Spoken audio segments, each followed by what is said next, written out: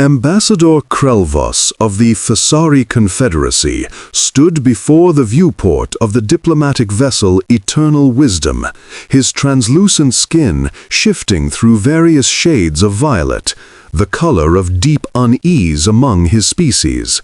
Beyond the reinforced crystal pane lay the boundary marker, a massive station that marked the edge of known space. Beyond it was darkness. Not the ordinary darkness of space, filled with distant stars and the promise of discovery. This was different. This was the territory that no species entered. The region that every child of every sentient race in the Galactic Assembly learned about in whispered tones. Human space. Ambassador, his aide, Thessal, spoke softly, her own skin cycling through shades of worried amber. The Council's orders were explicit. We are to deliver the message and return, nothing more. Krelvos didn't respond immediately. He was too busy watching the shadows beyond the boundary marker, the region where stars seemed to dim, where the very fabric of space felt wrong in ways that defied scientific explanation. "Do you feel it, Thessal?" he finally asked. She didn't need to ask what he meant. Every species felt it. The moment you approached the boundary of human space, something changed. It wasn't a physical sensation exactly, more like a primal instinct buried so deep in the genetic code that it transcended species barriers. A cold certainty that you were being watched by something ancient and terrible. The dread. "I feel it," she confirmed, her voice barely above a whisper. "It started approximately 30,000 kilometers from the boundary marker, just as the archives described." Krelvos nodded slowly. "Have you ever wondered, Thessal, why our species, all species, feel this when approaching their territory? We share almost nothing in our biological makeup with the Kreth or the Volmori or the Syndicate worlds. Yet every sentient being reports the same sensation, the same primal terror. The scientists theorize." "I know what the scientists theorize," Krelvos interrupted, not unkindly. "Psionic projection, hyperspace resonance, collective unconscious manipulation, theories upon theories, but no one truly knows. No one has entered human space and returned in over 3,000 standard years." He turned from the viewport, his skin now a deep, troubled crimson. "And now the Council wants us to invite them back into galactic society." The message pod was launched exactly 2 hours later, following protocols so ancient that no living being remembered who had first established them. The pod would cross the boundary marker and transmit its contents into the void. Whether anyone, whether humans, would receive it was unknown. What was known, recorded in thousands of years of historical archives, was simple and terrifying. The humans could not be communicated with through normal channels. They did not respond to hails. Their space was silent, utterly silent, on every frequency. Ships that crossed the boundary were never seen again. But once, long ago, they had been part of galactic civilization. Once, they had been allies, trading partners, even friends to some species. And then the war happened. Krelvos returned to his quarters after the message was sent, his mind heavy with the weight of history. He pulled up the archives on his personal terminal, files he had reviewed hundreds of times in preparation for this mission. The first contact records showed humans as they had been. Bipedal, soft-skinned, remarkably unremarkable in physical terms. Their homeworld was small, their technology primitive compared to the established species. When the Thessari had first made contact with them, the humans had been barely capable of interstellar travel. They had seemed insignificant. "What happened to you?" Krelvos murmured to the images on his screen. Smiling human faces, diplomatic ceremonies, trade agreements. They looked so normal, so harmless. The records from the Great War told a different story. Part 2. What the Archives Remember. 3,412 standard years ago, the galaxy had been different. The galactic assembly was younger, more fractious, divided into competing power blocks that jockeyed for influence and resources. Humanity, newcomers to the cosmic stage, had aligned themselves with the Thessari Confederation and several other moderate powers. The humans had been enthusiastic partners. Their curiosity was boundless, their creativity surprising, their adaptability remarkable. They learned languages faster than any known species. They absorbed and improved upon technologies with unsettling speed. Within 2 centuries of first contact, they had gone from primitive fusion engines to mastering hyperspace mathematics that had taken the Thessari millennia to develop. Some species were impressed. Others were threatened. The Dominion of Ash, an empire spanning 3,000 star systems, had viewed humanity's rapid advancement as an existential threat. Their leaders, the immortal Ash Lords who had ruled for 50,000 years, issued a simple decree. Humanity was to be contained before it became uncontrollable. What followed was not a war in any conventional sense. It was an attempted genocide. The Dominion struck without warning, their vast fleets descending upon human colonies with weapons designed to sterilize entire worlds. In the first week, 17 human planets were rendered lifeless. In the first month, the number reached 90. The Galactic Assembly, bound by treaties and paralyzed by fear of Dominion retaliation, offered only symbolic condemnation. Krelvos's ancestors had watched from the safety of their diplomatic halls as humanity burned. They had sent messages of sympathy, offers of asylum for refugees, nothing more. The humans had asked for help. They had begged for military intervention, for any form of meaningful assistance. They had called upon the treaties they had signed, the friendships they had believed were real. The Assembly had done nothing. And then, 14 months after the first attacks began, something changed. The historical records from this period were fragmentary, corrupted, incomplete. What could be pieced together painted a picture that still gave Thessari historians nightmares. The humans stopped asking for help. Their transmissions, which had been constant, desperate pleas, strategic updates, refugee coordination, simply stopped. Every human vessel, every human station, every human colony went silent simultaneously. For 3 standard months, there was no word from human space. The Dominion, confused but confident, continued their advance. Their fleets pushed deeper into human territory, expecting to find survivors cowering in hidden bunkers, refugees fleeing toward neutral space. They found neither. What they found instead were empty worlds, not destroyed, not sterilized, simply empty. Cities stood intact but abandoned. Ships floated in harbors, operational but uncrewed. Food still sat on tables, children's toys still lay scattered in playrooms, but there were no bodies, no humans. As if billions of people had simply vanished in an instant. The Dominion commanders reported growing unease among their crews. Soldiers complained of nightmares. Officers spoke of a growing sense of being watched. Several ships reported minor psychotic breaks among crew members, who babbled about voices and shadows. And then the dread began. It started at the edges of human space, spreading outward like a slow-moving wave. Dominion patrols began refusing to enter certain sectors.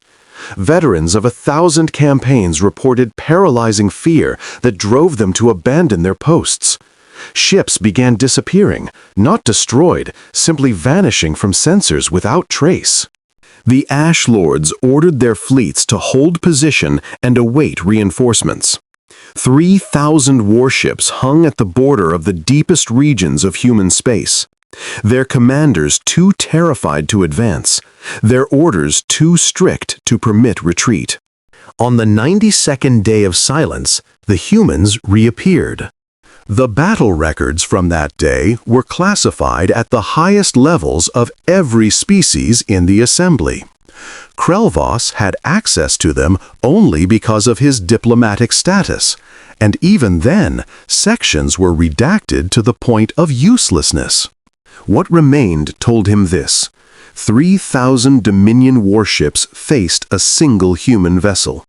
The confrontation lasted exactly 7 minutes. At the end, every Dominion ship was gone. Not destroyed, gone. Scans showed no wreckage, no energy signatures, no residual radiation. 3,000 warships and their crews had simply ceased to exist. The Dominion of Ash fell in the following 6 months. World after world went dark. The immortal Ash Lords, beings who had ruled for 50 millennia, vanished along with their empire. Species that had served the Dominion for thousands of years found themselves free but terrified, scattered refugees without worlds to return to. Because the humans didn't stop with the Dominion. They expanded their territory to encompass every system the Dominion had held. They consumed the worlds they had lost, reclaiming the graveyards of their murdered colonies. And then they continued consuming, pushing outward, a silent wave of expansion that terrified every species in the galaxy. The Assembly, finally stirred to action by fear rather than principle, attempted to negotiate. They sent diplomats, scientists, philosophers, warriors. They sent AI probes and unmanned vessels. They sent everything they could think of. Nothing returned. Finally, in desperation, the Assembly pooled the military resources of every member species and assembled a fleet greater than any seen before or since. 12,000 ships from 100 different worlds, carrying weapons that could shatter planets. They moved to contain human expansion. The battle, if it could be called that, lasted less than 3 minutes. When it ended, the Assembly fleet was gone. Not one ship returned. Not one signal was received. Not one body was recovered. And then, as suddenly as they had emerged, the humans stopped. Their expansion halted at what became known as the boundary. They stopped responding to any form of communication. Their space became a void of silence and shadow, a region that no species dared enter. But the dread remained. It spread beyond the boundaries of human space, a constant psychic pressure that affected every sentient being who approached too closely. Scientists theorized, philosophers debated, religious leaders declared it divine punishment or demonic manifestation. 3,000 years later, no one truly understood what the humans had become. Part 3. The Emissary. Krelvos did not sleep that night. He lay in his quarters, reviewing the mission parameters again and again, trying to convince himself that this was a reasonable request from the Council. They are evolving, his briefing had explained. The neighboring species are developing new technologies. The balance of power is shifting. We need options. Options. A diplomatic way of saying that the Assembly was becoming frightened of threats other than humanity.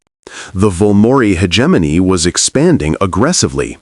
The Kreth Collective was developing weapons that could threaten the core worlds. Old alliances were fracturing under new pressures.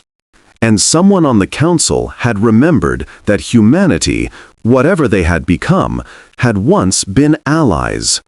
The message they had launched into the void was simple: a request for dialogue, an invitation to send a representative to discuss renewed relations.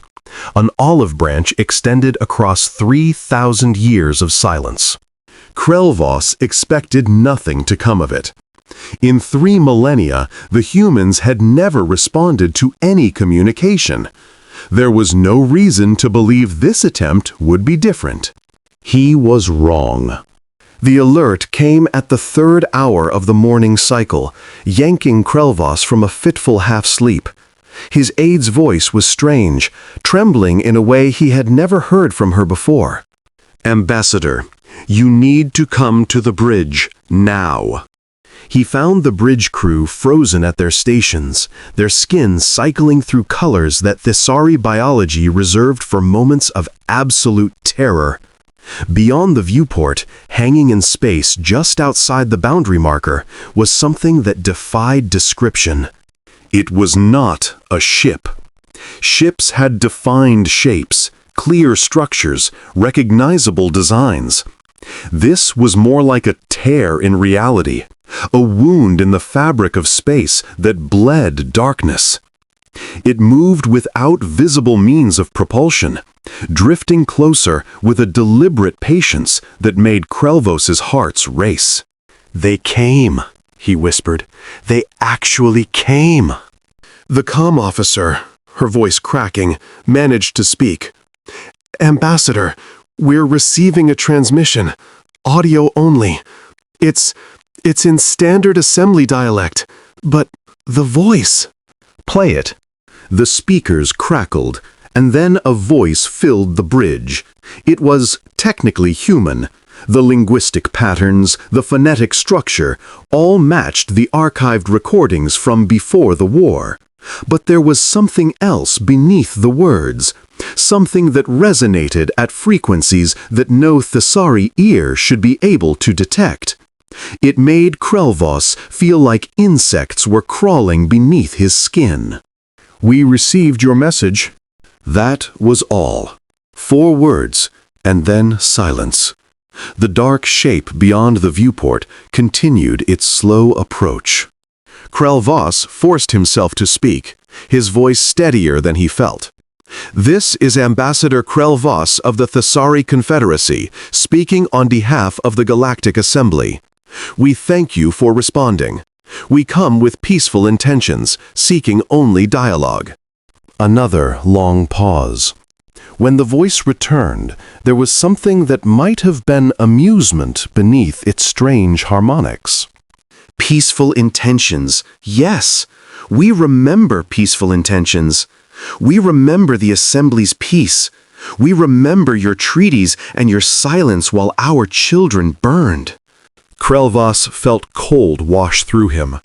The actions of the past, the voice interrupted, and now there was no mistaking the edge of something terrible beneath the words.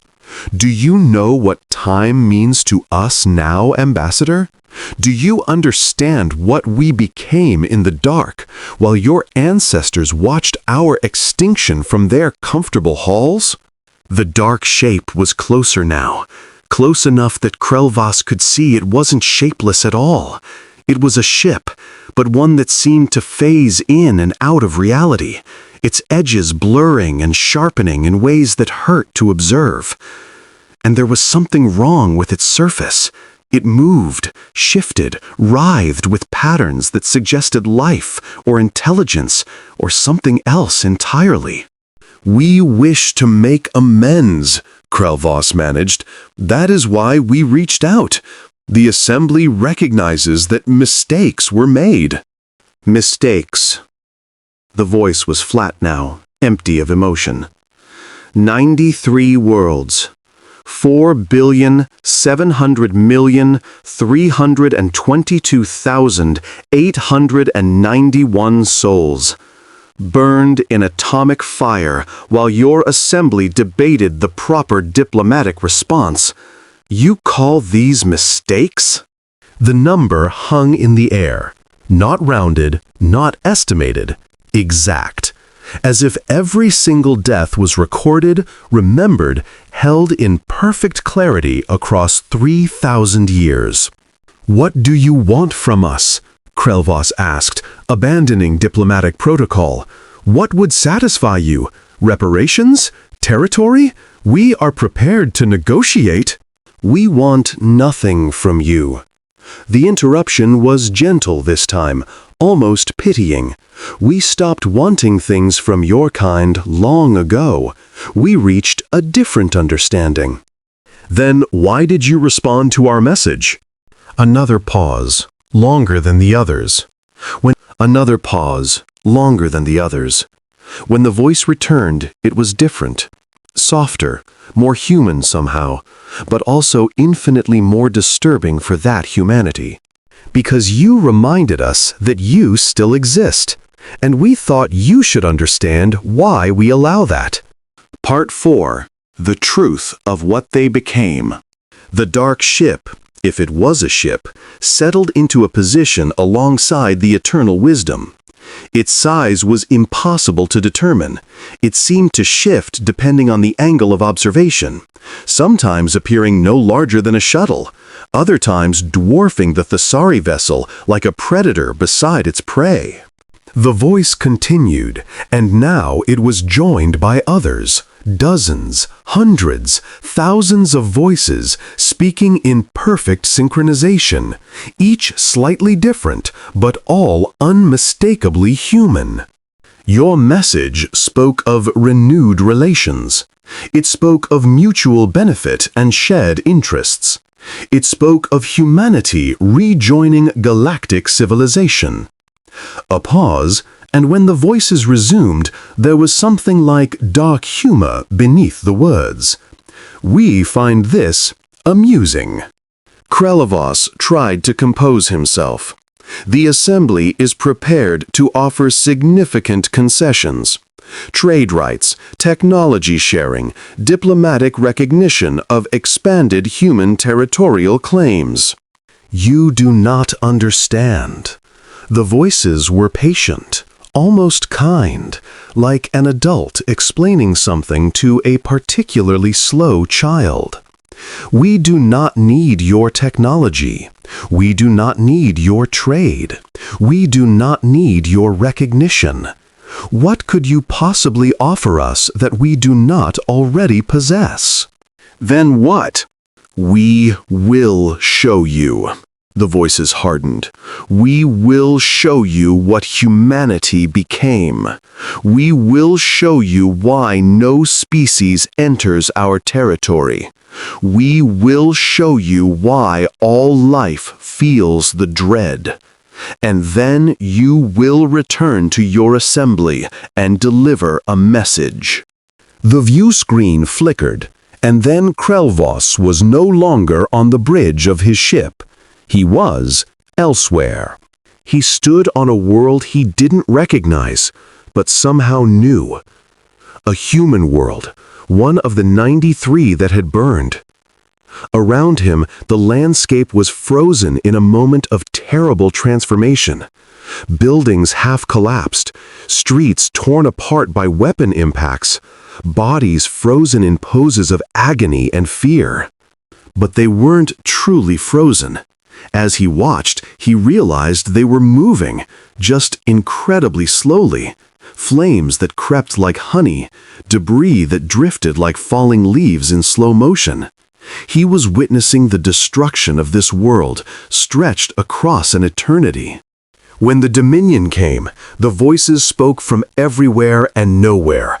We had 14 months to prepare. 14 months while our colonies burned to find a solution. We tried everything. We begged for help. We prayed to gods we didn't believe in. We fought with everything we had.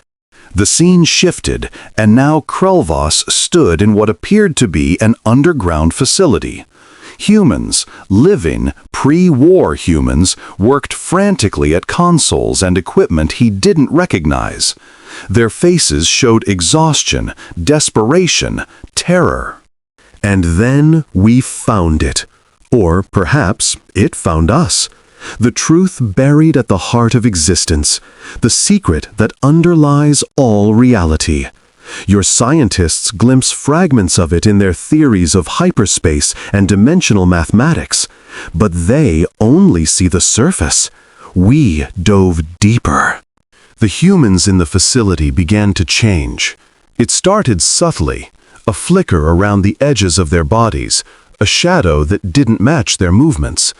But it accelerated rapidly, their forms blurring, stretching, becoming something that Krelvas's Thesari brain could not process. The universe is not what you believe it to be, Ambassador. Space, time, matter. These are shadows on a wall, projections of something vastly more complex. Your species, all the species of your assembly, you live your entire existences watching those shadows, never realizing that something else dwells behind them. The scene shifted again. Now Krelvas stood in void. Not space, but true void. An absence of everything, including the concept of empty space. And in that void, things moved. Vast things. Things that made the largest vessels in the assembly fleet seem less than specks of dust. We found them. Or they found us. Ancient intelligences that existed before your universe began, that will exist after it ends. They are the reality behind the shadows. And they were curious about the small, desperate creatures calling out from their tiny corner of existence. Krelvas felt his sanity straining, his mind trying to process what he was seeing. The things in the void were looking at him now, vast attentions focused on his insignificant form. He felt himself unraveling under their gaze. They made us an offer, a chance to evolve, to transcend our limited flesh, to become something that could never again be victimized by petty empires and their genocidal ambitions. In exchange, we would serve as their ambassadors to the material realm, their voices in the shadow play that you call the universe. The scene shifted one final time. Now, Krelvas stood on what he somehow knew was old Earth, the human homeworld. But it was transformed beyond recognition. The sky was the color of an infected wound, and the landscape was covered in structures that hurt to look at. Buildings that seemed to exist in more dimensions than 3. Streets that curved in directions that shouldn't exist. And the humans were there. Millions of them, walking and working and living in their impossible city. But they were not human anymore, not in any way that mattered. Their forms flickered between states of being, sometimes solid, sometimes made of light, sometimes made of things that had no name in any language. They moved through walls and levitated above streets. Some of them appeared to be in multiple places at once. We accepted, the voices said, and now Krelvas could hear the truth in them. Thousands of individual humans speaking together, their consciousnesses merged into something greater, while still maintaining their individual identities. We became what we needed to become to survive. And in becoming, we discovered why no other species should ever enter our territory. The dread. Krelvas felt it now, stronger than ever before.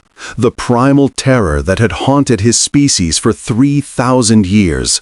But now he understood its source.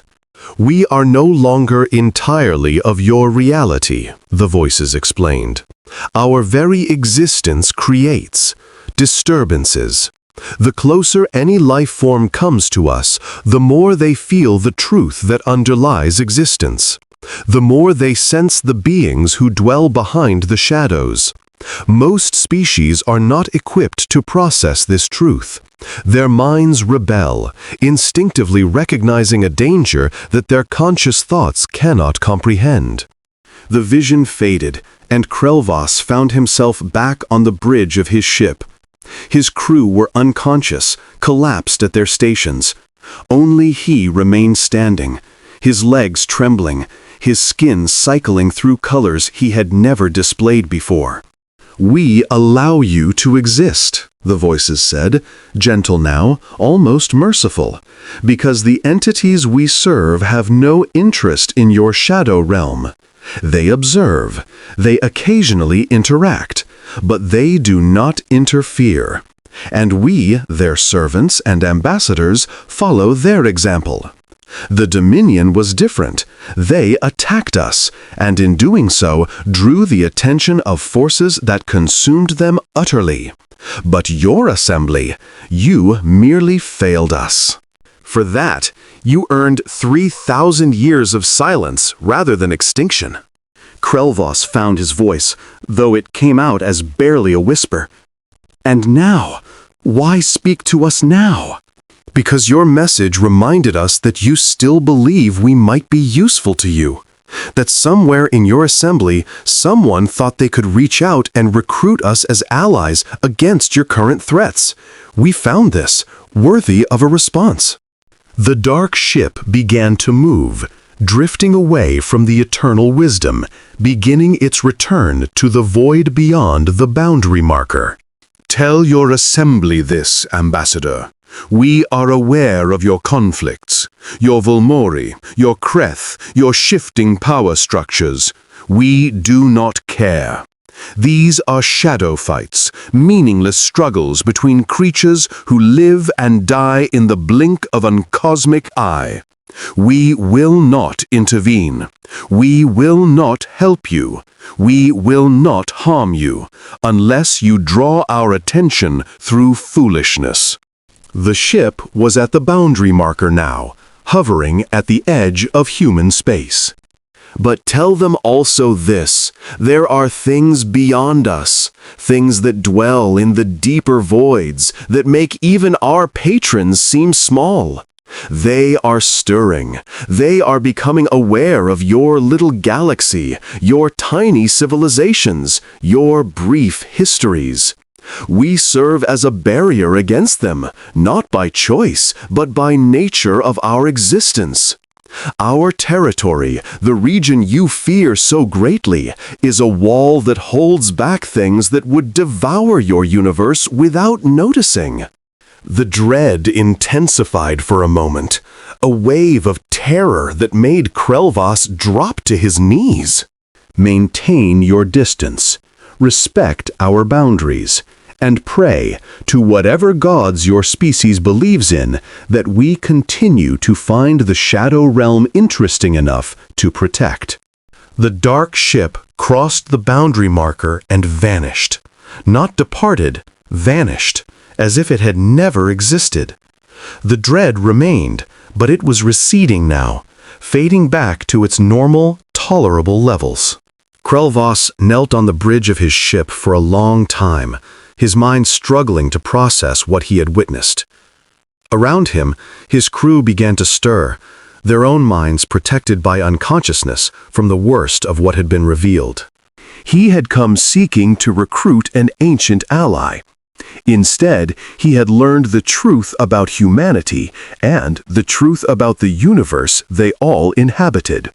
Part 5. The Assembly's Response. The return journey to Assembly Space took 3 weeks.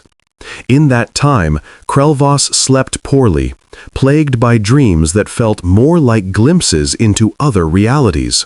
His crew, who remembered nothing after the human vessel appeared, watched their ambassador with growing concern. He spoke to no one about what he had experienced. Some knowledge was too heavy to share. The council chamber on Thessar Prime was filled to capacity when Krelvos delivered his report. Representatives from every member species had come to hear what humanity had said, what they had revealed about their territory, their nature, their intentions. Krelvos told them everything. He spared no detail, softened no horror. He described what the humans had become, what they served, what they protected the galaxy from. He watched the reactions spread through the chamber: disbelief, terror, denial, sick understanding. When he finished, The chamber was silent for a long time. Finally, High Counselor Thesson spoke, her voice carefully controlled. "You're telling us that humanity has become what exactly? Servants of cosmic entities? Guardians against threats from beyond reality?" "I'm telling you what they told me," Krilvos replied. "Whether it's the complete truth, I cannot say, but I believe they did not lie. They have no reason to lie. We are beneath deception to them." "And their message? Their warning?" Krilvos looked around the chamber, meeting the eyes of species who had once watched humanity burn without lifting a hand to help. They said to maintain our distance, to respect their boundaries, to pray that they continue to find our universe interesting enough to protect. And they said... He paused, feeling the weight of the final warning. They said that something else is stirring, something worse, something they serve as a barrier against. The Volmori ambassador rose, his armored form clicking with agitation. "This is absurd. You expect us to believe that a species we nearly exterminated 3,000 years ago has become some kind of cosmic guardian force? This is propaganda designed to intimidate." "Then enter their territory," Krilvos interrupted, his voice flat. "Send a fleet across the boundary marker. Prove that they're lying." The Volmori fell silent. No species would take that challenge, not with 3,000 years of missing ships as evidence. The Kreth Collective representative, speaking through their neural link, raised a different concern. "If humanity has become what you describe, why do they not simply conquer the galaxy? Why do they tolerate our existence?" Krilvos had thought about this question for the entire journey home. I believe they told me the truth about that as well. They exist partially outside our reality now. Our concerns are shadow fights to them, meaningless conflicts between beings that live and die in moments by their perception. Conquering us would be like us conquering a colony of insects. Not worth the effort, not relevant to our existence. "And the alternative threats?" High Counselor Thesson asked. "The things they claim to protect us from?"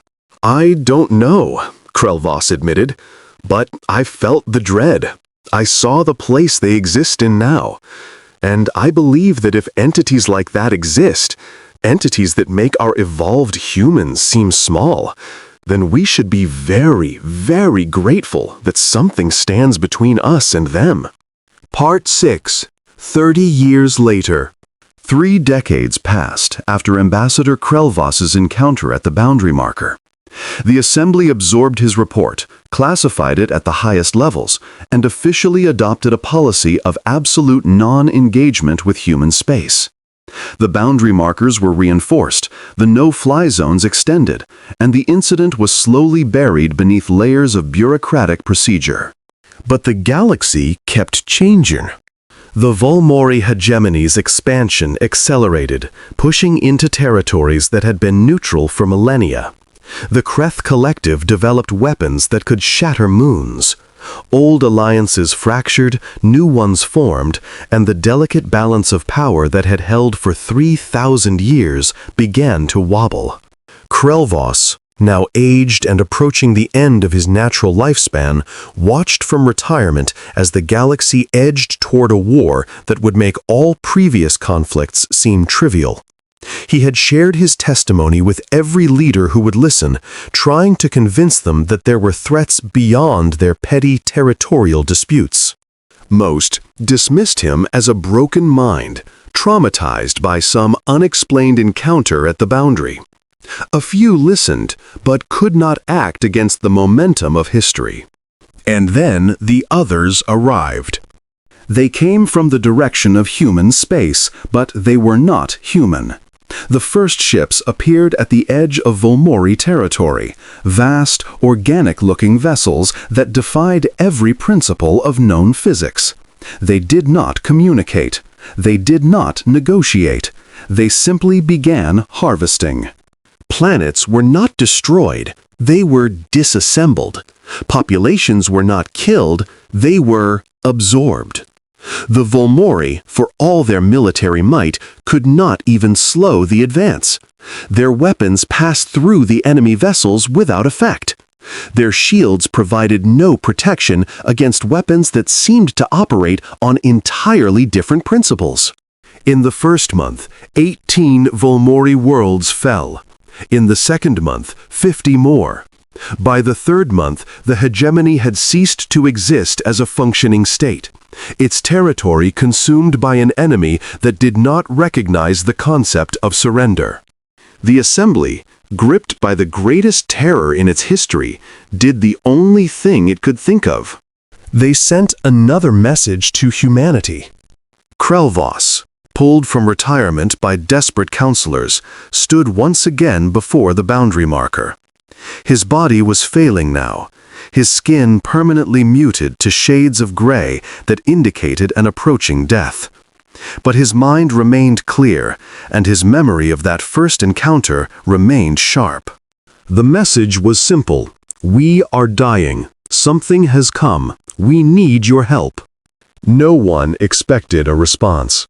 Humanity had been clear in their disinterest, their detachment from the Shadow Realm's concerns. But this time was different. The response came not as a voice, but as a presence.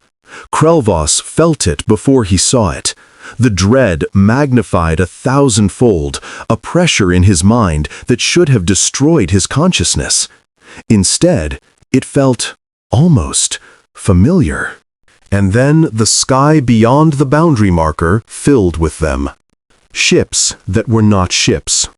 Entities that had once been human but had transcended that form so completely that only the vaguest humanoid outlines remained. They numbered in the millions, a fleet of gods emerging from the void beyond known space. This time, the voice that spoke was singular, and Krelvos recognized something in it. An echo of the consciousness he had communed with 30 years ago. We know about the invasion, the voice said. We have known since before they crossed into your territory. They are called the Harvesters, remnants of a civilization that existed before the current universe began. They sleep in the void between realities, and they periodically wake to feed. Krelvos found his voice. Will you help us?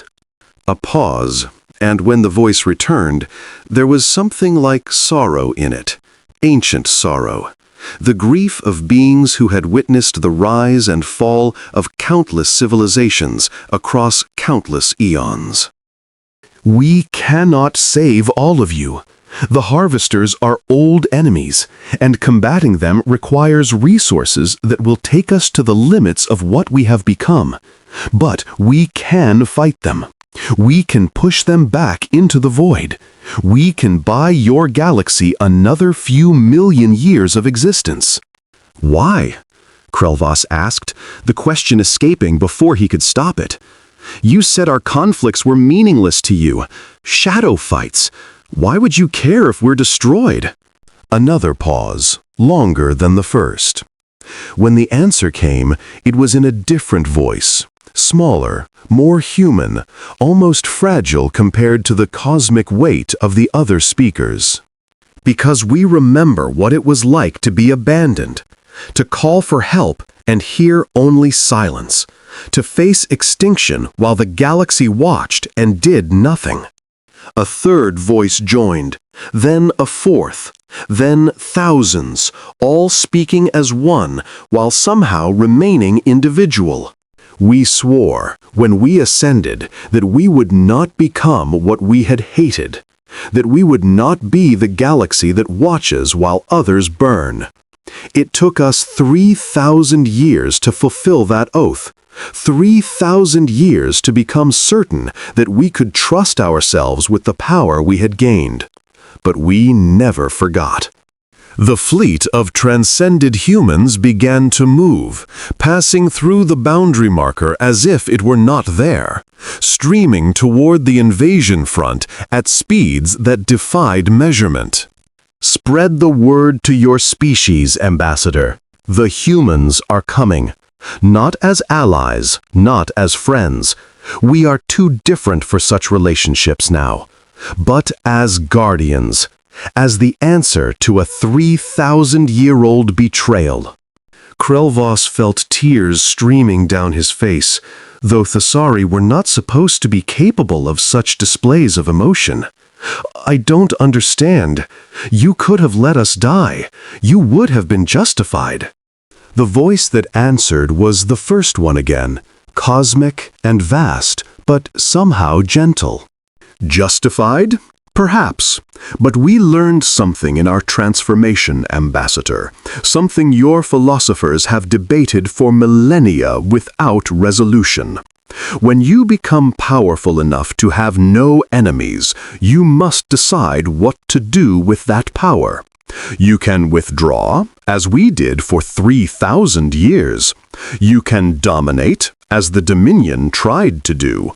Or you can protect, not because you are obligated, not because you are allied, but because protection is what power is for. The last of the transcended humans passed beyond the boundary marker, streaming toward a war that would be fought on scales the mortal species could not comprehend. We will return when it is done, and perhaps when the harvesters are driven back, we will speak with your assembly about what comes next, about the true threats that lurk beyond the void, about the role your species might play in the cosmos if you choose to grow beyond your petty territorial disputes. The dread was fading now, the presence of the transcended humans moving beyond range of mortal perception. But for now, tell them this. Humanity remembers.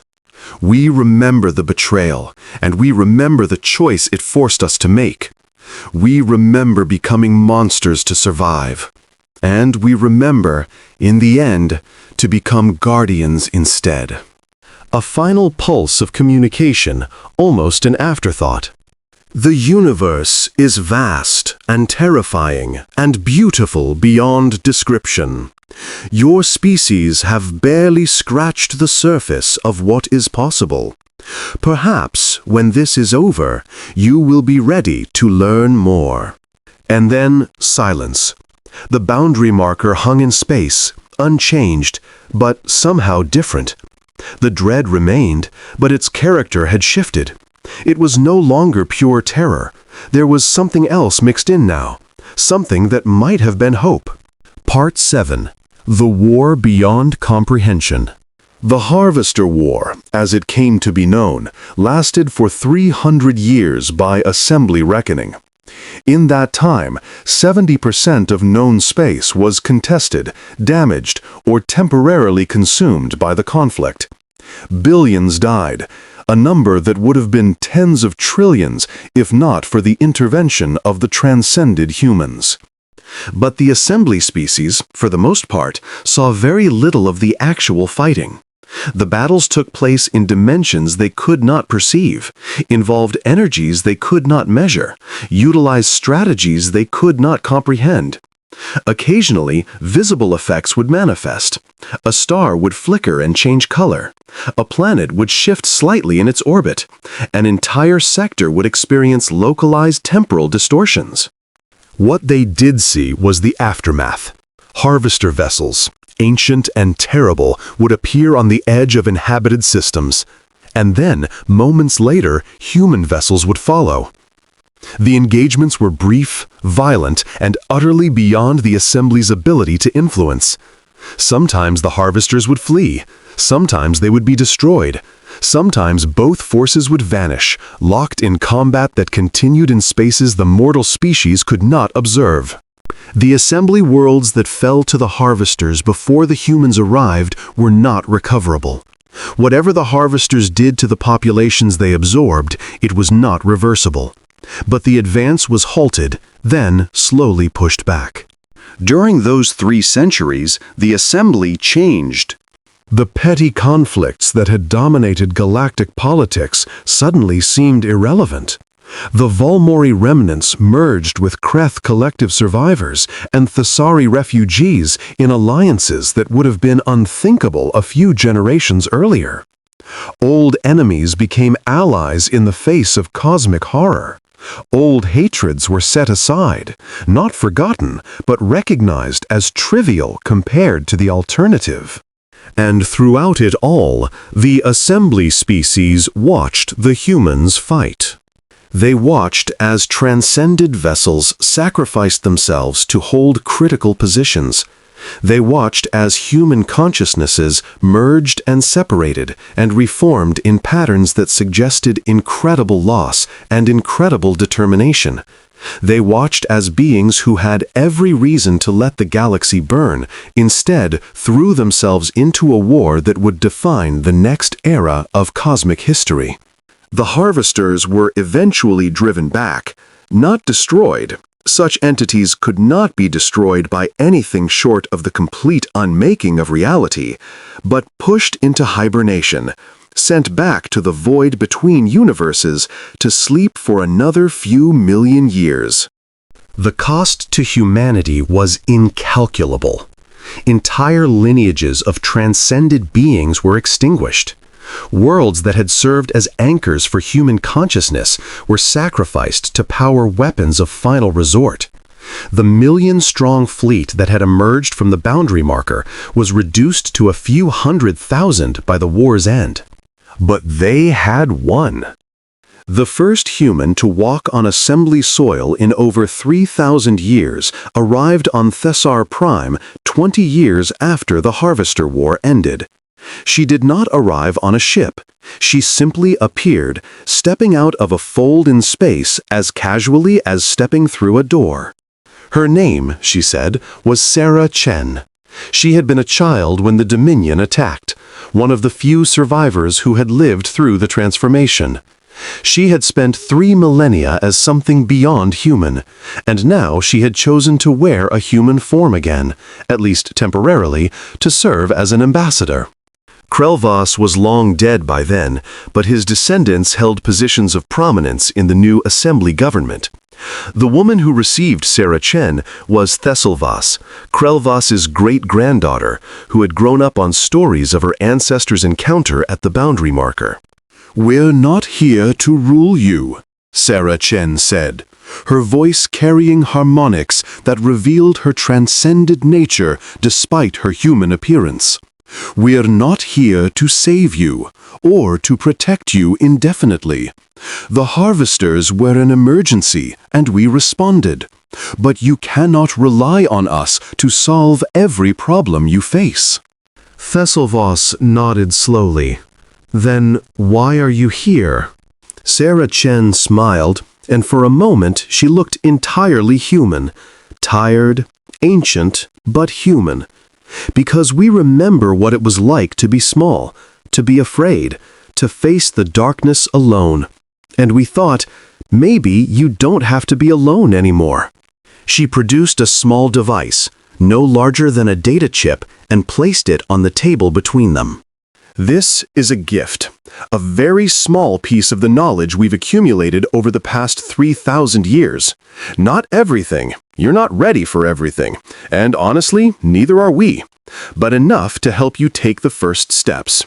Faster-than-light communication that doesn't rely on hyperspace. Energy generation that doesn't require rare materials. Medical technologies that can extend lifespans and cure diseases you haven't even discovered yet." Thesselvos stared at the chip. "And what do you want in return?" "We want you to grow up." Sarah Chen's voice was gentle but firm. "We want you to stop fighting over territory that means nothing in the cosmic scale. We want you to start preparing for the real threats. because the harvesters are not the worst things in the void, not by a long measure. And we want you to remember. Remember what? Remember that we were you once. Small, afraid, alone. Remember that we became what we are because we had no choice. And remember that you have a choice. You can grow into something better than we were forced to become. You can evolve without the trauma, without the desperation, without the transformation that cost us our humanity. She stood, her human form flickering for a moment to reveal something vast and terrible beneath the surface. We will be watching. Not to judge, not to interfere, but to hope. And if you ever face something beyond your ability to handle, something that threatens not just your species, but the fabric of reality itself, we will come. Not because we're obligated, but because that's what you do when you have power. You protect those who cannot protect themselves. Part 9. The Legacy of Dread. 500 years after the Harvester War, the galaxy had changed beyond recognition. The Assembly had evolved into something more, a genuine civilization that spanned multiple species, multiple philosophies, multiple approaches to the vast challenges of existence. The old conflicts were not forgotten, but they were contextualized. History lessons taught children about the petty wars of the past, and those children laughed at the short-sightedness of their ancestors. Human space remained separate, the boundary markers still standing, the dread still emanating from the depths of that vast territory. But it was no longer a region of pure fear. Ships still avoided crossing the boundary. The transcended humans had made clear that casual visitors were not welcome. But the occasional emissary appeared, bringing new gifts of knowledge, new warnings about cosmic threats, new invitations to take the next step in evolution. Some species accepted those invitations. The Thesari were among the first, a contingent of volunteers who chose to undergo the transformation, to become something beyond flesh, to join the humans in their cosmic responsibilities. They were not many, but they were enough to begin building a bridge between the shadow realm and the true reality beyond. Other species declined, preferring to remain as they were, to live their brief lives in the comfortable illusion that the shadows on the wall were all that existed. The transcended humans did not judge them for this choice. They understood that not every consciousness was ready for the truth. The dread remained, but its meaning had changed. It was no longer a warning to stay away. It was a reminder that the universe was vast and terrible and beautiful. A reminder that beyond the comfortable illusions of normal space, something greater existed. A reminder that humanity, born small and nearly destroyed by cosmic indifference, had risen to become guardians of reality itself. And perhaps most importantly, it was a reminder that power, true power, the kind that could reshape galaxies and shatter civilizations, carried with it a responsibility. Not to conquer, not to dominate, not to punish those who had failed you in your moment of need, but to protect, to nurture, to help others grow into what they might become. The humans had learned this lesson the hard way, through genocide and transformation and 3,000 years of cosmic evolution. They had emerged from the fire not as monsters, but as guardians. And they hoped, with patience born of transcendence, that the galaxy they protected would eventually learn to be the same. Epilogue: A conversation across eternity. In a place that was not a place, in a time that had no meaning, two entities conversed. One was Sarah Chen, or what Sarah Chen had become across 4,000 years of existence. Her consciousness spanned multiple dimensions. Her awareness touched the edges of reality, but some core of her still remembered what it felt like to be a scared child hiding in a bunker while the sky burned. The other was one of the ancient ones, the entities who had offered humanity its transformation so long ago. It did not have a name that could be expressed in any language, but Sarah thought of it as the teacher. "You have done well," the teacher said, its communication occurring on levels that made speech seem primitive.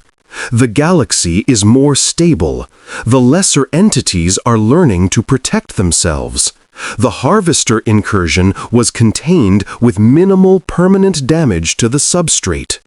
Sarah acknowledged this with a pulse of satisfaction that rippled through several dimensions. It wasn't easy.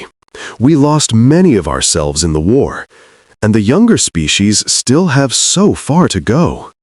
"All growth is difficult," the teacher observed. "You remember your own transformation." Sarah remembered. The pain, the terror, the sense of losing everything that made her human, and then the gradual realization that she had not lost her humanity at all. She had simply expanded beyond the limitations of flesh while carrying the core of what she was into something greater. "Do you regret it?" she asked, not for the first time. "Uplifting us? We were such small, damaged creatures. You could have chosen any species in any galaxy." The teacher's response was not words, but a cascade of understanding. Images and concepts and emotional resonances that conveyed meaning beyond language. "You were small and damaged, yes, but you were also remarkable. You faced extinction and did not surrender. You called for help and received only silence, and yet you did not become bitter. When you gained power, you used it to protect rather than to punish. This is rare. Across uncountable eons, across infinities of species and civilizations, this is rare." Sarah absorbed this, feeling the weight of it settle into her consciousness. "And the others? The new transcendent species we've uplifted from the assembly? They are learning. As you learned. They will make mistakes. They will face tests. Some will fail and fall. Some will succeed and grow. This is the nature of evolution on every scale. And the harvesters, the other threats in the void, they will return." "They always return," the teacher acknowledged. "Existence is not a destination, but a journey. There will always be threats. There will always be challenges. But there will also growth and beauty and the endless wonder of consciousness discovering itself." Sarah considered this for a long moment. A moment that lasted, by mortal reckoning, several centuries. "We're going to keep protecting them," she finally said. "The mortal species, the Shadow Realm dwellers, even though they abandoned us, even though they could have saved us and chose not to." "Why?" It was a simple question with a complex answer, an answer that Sarah had been working on for 4,000 years. "Because that's what humanity is," she said.